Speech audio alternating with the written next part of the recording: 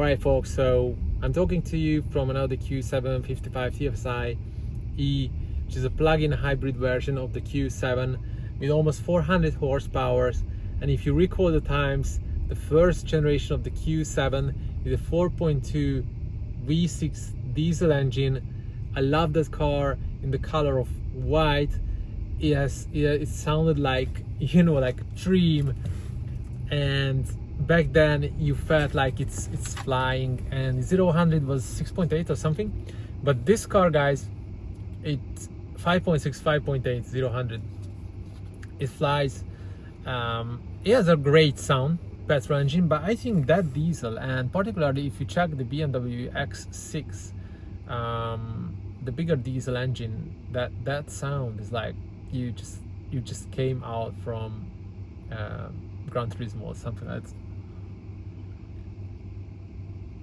That's super cool. So anyway, I'm literally nobody. I'm in terms of not a tester, absolute novice guy, just cruising around in this Q7 and sharing you practical knowledge, what I've been experiencing with this car, driving around Europe and doing my consulting work.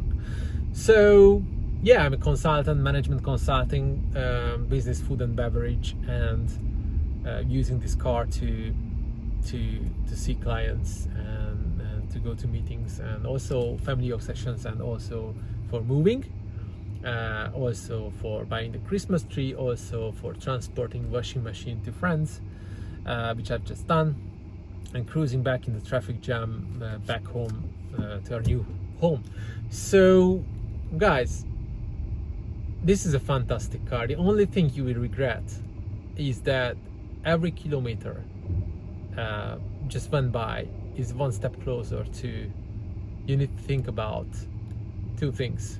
One is maintenance, second is your next car. So not sure how much you're driving. If you're driving 15,000, 20,000, you're good for the next 7 years, 8 years when you buy a car like this with 40,000 kilometers or something. But when you're driving more, then I need to be telling you bad news. You will be needing to switch this car very soon. Now the question is that, can you afford that? Can you afford buying the next Q7? Can you afford leasing or, you know, upfront purchasing the next Q7? If so, that's great. If not, then if you need the car to your work, I don't know. I know people who purchase premium cars like this, keep it in the garage, and they go to their holidays and weekend sessions with this car. That's one option. The second option is that you burn this car. I mean, you use it for everywhere. Now that's what I do. I enjoy every piece of kilometer, even in the traffic jam. Now if I set this predictive driving pilot, or whatever it's called, I don't even need to touch the throttles, I don't even need to touch the brakes, don't even touch the wheels on sometimes. And it keeps the lane, it keeps distance, stopping and even restarting. That's what you love, right? Nowadays I know that the Chinese brands like the Draco and Omoda, if you've seen them, they massively marketing their brand and their cars. I mean, they are good looking cars, but when you get to the car and it says that it has 160 horsepower, yes, there are stronger versions, of course, but the price tag will be different. So if you go to, I think Draco or Omoda is the bigger one, I don't know, but the price tag will be higher.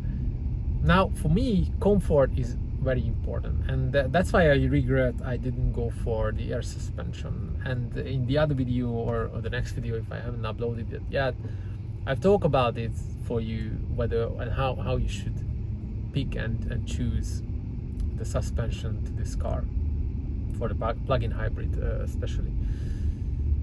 That's what I regret, because to my conditions, more city driving, worse road conditions, the air suspension is really needed. And especially if you have a young toddler or child, then I would say when when you're coming back to the hospital, from the hospital with your newborn or whatever. And yeah, an air suspension that gives you a better cruising experience. Now the other thing is that I traveled in the back seats, and you don't have these, and I just realized it, you don't have these in the back seats, and in the A6 you have more of these than in the Q7. In the Q7 you will feel less comfortable because the lack of these. If you check the seats, 9 monopure 550 seats, which I just realized it isn't even leather, right? So I think that's quite a shame. But even in my V60 back then in the Volvo, we had pure leather seats. So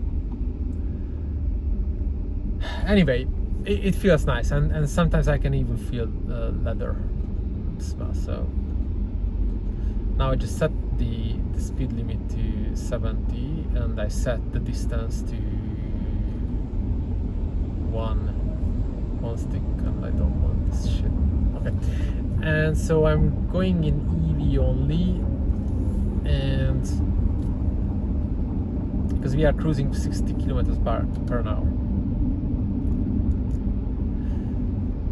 So it's an all-rounder car. I even forgot what I thought I was talking about, but let's switch topics. Can you afford this car? Now, a car like this, financing a car like this will take about 1,400 euros, right? If you're leasing this car. If you're buying up front and you go for a used car, it will cost you 60,000, right? And the question is that, do you need that? Do you feel that difference? Now, I've driven lots of cars, and I would say for the first time, absolutely, you feel that, 100%. You sit upwards, full premium, silent, quick gearbox, perfect engine. After 1.5 years, what do you feel? It just does its job. No question. No maintenance so far. Maybe I'm lucky, maybe not. Prestige. It's a great brand. Love the brand. Love the technocratic inside. The colors, the blue and silver and everything around the car. Love this. Just take a look. I don't know how much you can see from this, but it feels good. And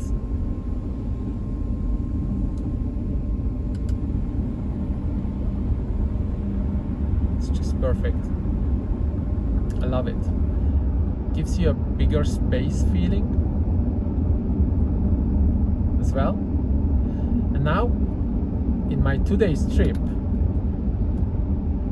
after 68.6 kilometers, this sunny day with the AC on, we are at 5.9. Is it good, guys? Almost 400 horsepower. So that's what the Germans will give you as well. Very efficient engines, very nice sounding engines. So I don't know, I'm not a car expert, but that's what the premium car will give you. So post me any questions, happy to shoot you a new episode, but now I'm going to switch to my music player because I love the sound. I'm gonna drive back home in dynamic mode. See you later.